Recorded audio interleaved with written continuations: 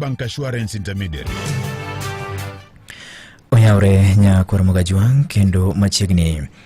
Piny owacho mar kaunti ma Siaya ojiwo mondo mi koro ket alwora makare ne joket mwandu kaka yo mar rakruok kod midhiero mar koso tich kendo jende mawuok e gwenge makono. Jakom mar board mar jopur Niang' Thurka, injinia kata Medusa Nicholas Gumbo owacho ni serikal kende ok nyal bedo kod ting' kata ok nyal tieko ting' mar chuogo thuolo mag tije ahinya to e kinde ni mabende kwan mag ojende medore pachoka makodwaro nitie mondo mi kaber to koro sekta kata mana piny owacho ma counties bedo kawo thuolo mar timo mano. Kuke kaunti ma Siaya, George Amolo giler mathoth wachni.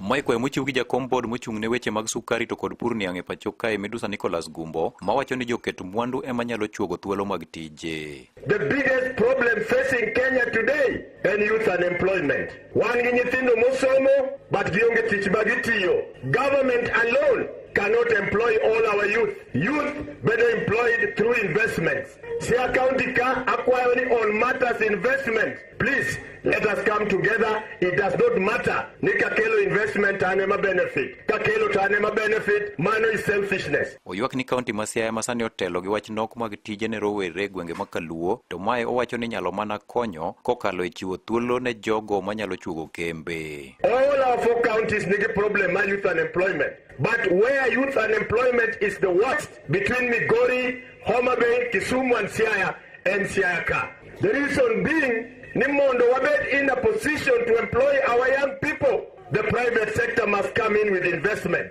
Kidi South Nyanza, Gengi Company, one sugar factory at the core employs not less than 2,000 people directly. Indirectly, or employ up to 15,000 people. That is something where we need to come together as a county. Medusa Gumbo manowuoyo e sub-county mar Rieda wacho ni counties ma Kisumu, Homa Bay to kod Migori osetemo kedo gi midhiero mar nok mag tije ne rowere mana nikech kembe mag sukari manie gwengego ka koro wacho ni Siaya bende koro nego chiw thuolo ne jogo ma osenyiso gombo mar chuogo kembe e county ma Siaya. Kidi Homa Bay, gin gi sugar factory. Kidi Migori, gin gi Sony. Kidi Kisumu, gin gi Moroni, gin gi Kibos, gin gi Chemelil. Siaya waka, we need to encourage right now. I can tell you, for investors who have expressed an interest to establish factories ka Siaya. 1 in Bondo, 2 in Alego, 1 in Game. I know those investors an enabling environment will have started on the path to tackling the problem of youth unemployment. Ne Radio Ramogi County ma Siaya and George